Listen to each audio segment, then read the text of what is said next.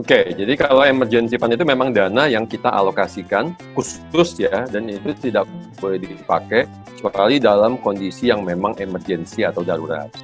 Tabungan itu minimal 15%. Jadi warganet, sekarang itu kan lagi musim emang masanya pandemi ya. Di masa pandemi ini sepertinya hampir semua orang itu teriak dengan kondisi keuangan yang semakin sulit. Pertama, mungkin ada di antaranya yang dipaksa kerja di rumah, work from home, atau ada yang terpaksa dirumahkan, tidak bekerja, cuti di luar tanggungan kantor. Dan bahkan juga ada yang penghasilan per bulannya mungkin dipotong, tidak dibayarkan 100% oleh perusahaan. Bagaimana caranya agar tetap bisa berhemat, bisa survive keuangannya, atau bahkan mungkin tetap bisa berinvestasi di kondisi yang sulit seperti saat ini? Kita akan ngobrol langsung sama penasihat keuangan dan teman saya Aidil Akbar. Kita coba hubungin langsung Aidil Akbar di sini ya.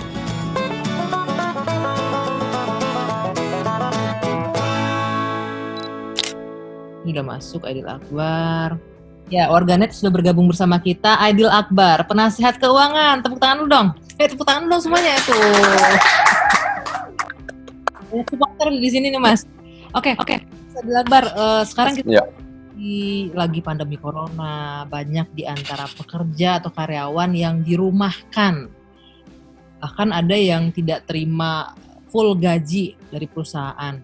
Atau ada juga di luar tanggungan kantor, artinya nggak ada penghasilan sama sekali. Mungkin bisa di-share ke kita apa sih atau gimana caranya biar bisa survive untuk kondisi keuangan khususnya dalam kondisi seperti ini. Oke, jadi selama ini kan perencana keuangan suka bicara masalah bahwa suka dengar di acara-acara sebelumnya atau mungkin di tulisan-tulisan saya, emergency fund itu digunakan untuk kondisi yang emergency dan PHK atau pengurangan penghasilan ini adalah kondisi emergency. So, jadi pertama kalau kita udah punya emergency fund, maka inilah waktu yang sangat tepat untuk dipakai emergency fund-nya. Karena salah satu emergency fund itu adalah PHK tadi. Mas Aidil Akbar kan bilang saat inilah emergency fund bisa digunakan. Tapi sebelum kita masuk ke sana, apa sih emergency fund itu dan bedanya sama tabungan itu apa? Oke, jadi kalau emergency fund itu memang dana yang kita alokasikan khusus ya, dan itu tidak boleh dipakai kecuali dalam kondisi yang memang emergency atau darurat. Nah, emergency itu bisa macam-macam ya, bisa misalnya masuk rumah sakit meskipun kita punya asuransi, tapi terkadang kita harus kasih deposit dulu gitu ya, apalagi kalau kita masuk rumah sakit yang sistemnya reimburse asuransinya misalnya. Nah, besarannya bedanya dengan tabungan berapa ya kira-kira, Mas? Selama ini kan orang hanya nabung, tapi mereka nggak tahu tujuan keuangan apa. Jadi kalau dengan perencana keuangan, biasanya tabungan itu udah ada tujuannya. Karena produk tabungan itu biasanya hanya dipakai untuk tujuan jangka pendek di bawah setahun. Jadi saya nabung untuk apa sih? Saya nabung untuk anak masuk PAUD misalnya tahun depan. Nah, itu tabungan gitu ya. Saya nabung untuk tahun depan mau liburan. Nah, itu tabungan. Jadi sudah ada purpose-nya, sudah ada tujuannya gitu ya. Kalau emergency ini memang tidak ketahuan tujuannya apa. Ini adalah uang jaga-jaga. Uang yang memang harus dipersiapkan buat kalau kondisinya memang darurat.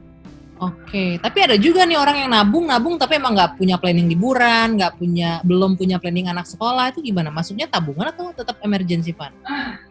Ya, jadi sebenarnya kalau memang nabung tapi dia nggak punya tujuan, sih sah-sah aja ya, karena biasanya orang yang belum paham tentang perencana keuangan akan melakukan itu, dia akan masukin tabungan, uangnya semua ke tabungan. Tapi yang terjadi adalah tabungan kan bunganya kecil sekali ya, gitu ya. Tabungan deposito bunganya 1%, 2% gitu ya, maksimal deposito 5-6%. So akibatnya uangnya nggak akan berkembang secara maksimal gitu ya. Makanya kenapa tabungan itu hanya diperuntukkan untuk yang kondisinya emergency tadi atau emergency fund-nya khusus, kemudian ada tabungan. Jadi kalau ada orang bilang saya punya tabungan nih Mas sekian ratus juta, maka yang saya lakukan biasanya adalah menyisihkan pertama untuk emergency fund dulu, misalnya antara 50-100 juta tergantung kebutuhannya dia, ada hitung-hitungannya. Kemudian Anda punya tujuan nggak sampai setahun ke depan? Kalau misalnya, wah saya nggak punya tujuan sampai 3 tahun ke depan, ya berarti uang boleh diinvestasi. Nah, ini Mas, ada yang nanya nih, Mas Aidil, emergency fund itu besarannya berapa kali kebutuhan kita atau penghasilan? Berapa persen nilainya? Ya, jadi emergency fund itu dihitungnya dari berapa jumlah tanggungan kita, berapa jumlah orang yang bergantung hidup terhadap penghasilan kita gitu ya. Jadi kalau misalnya dia masih single, nggak punya tanggungan gitu ya, itu biasanya sekitar minimal itu 3 bulan dari kebutuhan bulanan. Atau kalau mau mudahnya 3 bulan gaji lah gitu ya. Jadi kalau Oh, dia masih single, misalnya penghasilan 5 juta, berarti dia butuh emergency fund sekurang-kurangnya minimal 15 juta. kalau ada 4 Tapi orang kalau sudah punya, misalnya, tanggungannya kalau ada empat orang, berarti dia akan butuhkan 3 ke atas itu 4 orang ya. Kalau tanggungannya 4 orang, berarti kan 3 ke atas itu butuhnya 12 bulan. Nah, kita sekarang bicara kondisi sekarang nih, Mas Edil. Kondisi orang banyak dirumahkan, bahkan PHK, mungkin gimana nih buat mereka bisa tetap selamat. Seandainya mereka nggak punya emergency fund. Oke. Kalau mereka nggak punya emergency fund, berarti kan yang akan lari pertama kali dikorbankan adalah Tabungan. aset-aset Oke. atau barang-barang yang bisa langsung dijual. Berarti barang-barang yang bisa langsung Nggak? dijual itu yang dicairkan.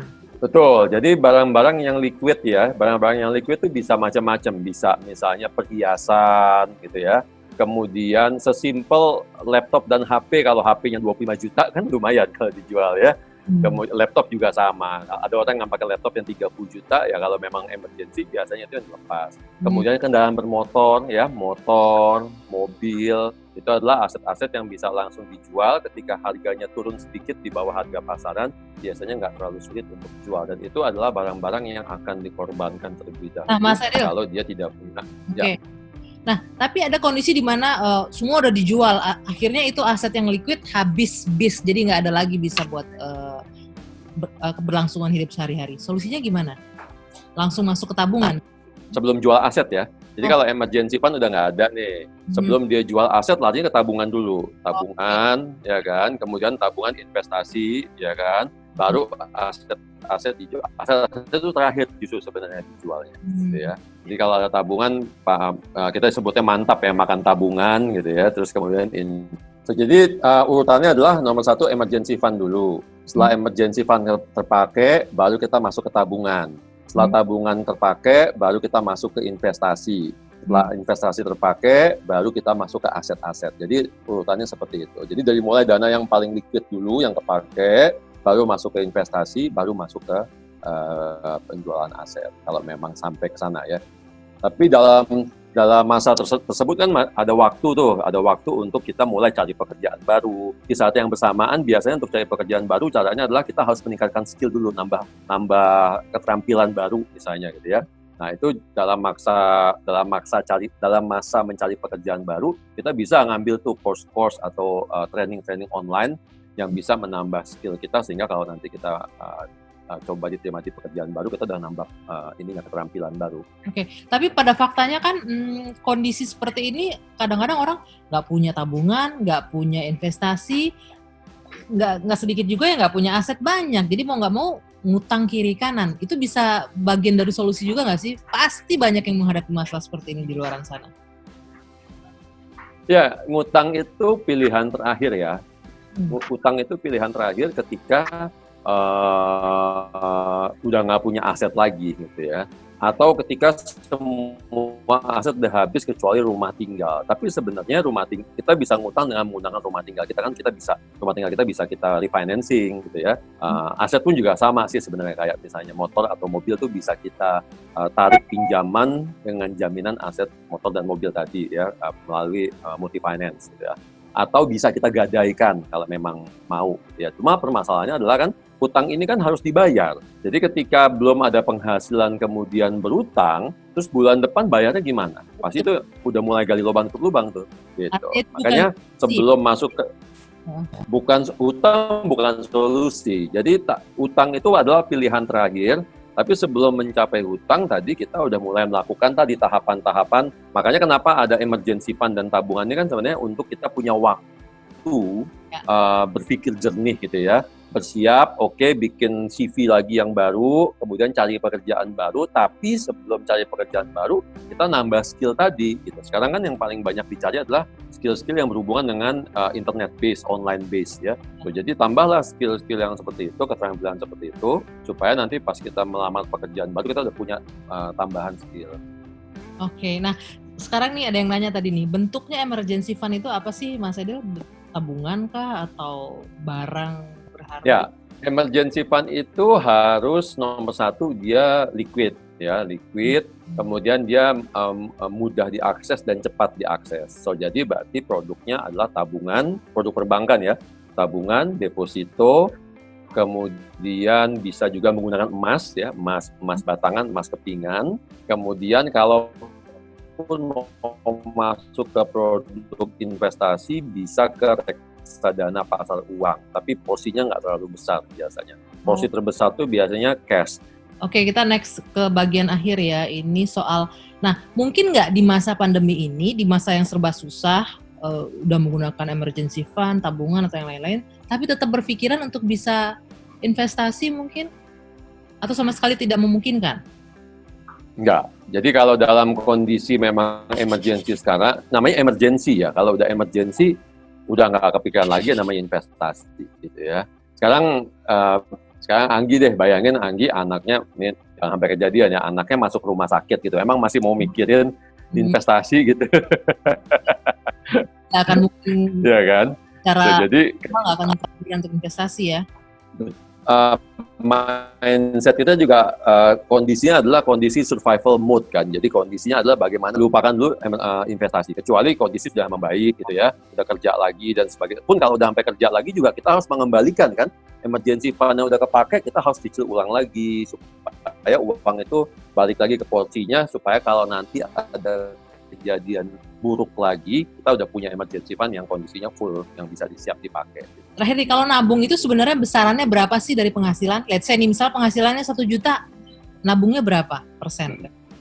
Tabungan itu minimal 15%. Sampai dengan atasnya sih nggak ada limitnya ya, bisa sampai 20, bisa sampai 30. Yang ideal sih antara 15 sampai 30%. Oke, nah kalau untuk emergency dari penghasilan kita itu apa dari pengeluaran gitu? Jadi gini, bukan. Kalau emergency itu diambil, jadi gini, nabung di awal itu adalah untuk emergency dulu. Oh, gitu. Oke. Ya, jadi misalnya penghasilan saya misalnya 5 juta, ya gampang ya. 5 juta, kemudian saya ngumpulin emergency 20%, berarti 1 juta ya. Okay.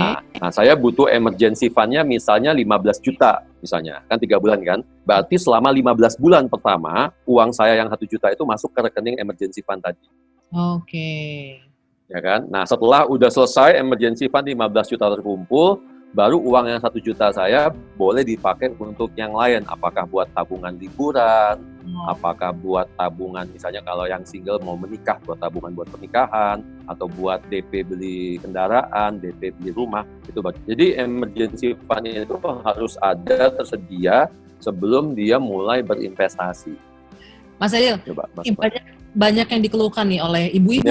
Ya. Karena di kondisi pandemi sekarang anak-anak kan nggak sekolah, tapi pengeluaran justru lebih besar, double, bahkan triple, 3 kali lebih besar karena mereka jajannya juga di rumah full, semua orang ngumpul di rumah, makan lebih banyak, pengeluaran lebih banyak. Apa nih, ada tips nggak untuk bisa selamat dari kondisi ini? Sebenarnya gini, yang bikin boros itu kan jajan. Ya, kenapa boros? Karena kan ketika kita jajan di luar, misalnya kita beli makanan, itu kan pasti makanan itu udah termasuk harga bikin makanan plus keuntungan si penjual, kan gitu kan. Jadi sebenarnya kalau kita membatasi jajan sehari sekali jajan aja, sisanya masak di rumah atau makan di rumah, sebenarnya nggak akan terlalu boros gitu, karena itu hanya memindahkan biaya jajan ke biaya masak. Memang biaya masaknya akan naik, biaya rumah tangga, biaya masaknya akan naik. Tapi masak sendiri di rumah termasuk bikin kue ya, bikin kue, bikin cemilan-cemilan itu. Jadi yang biasanya selama ini bikin mahal itu adalah karena jajannya yang bertambah.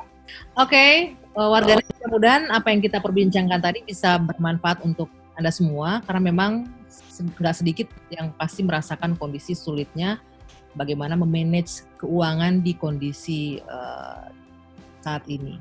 Mas Adil Akbar, terima kasih sekali atas waktunya dan tipsnya. Sampai jumpa. Oke. Ya, terima kasih.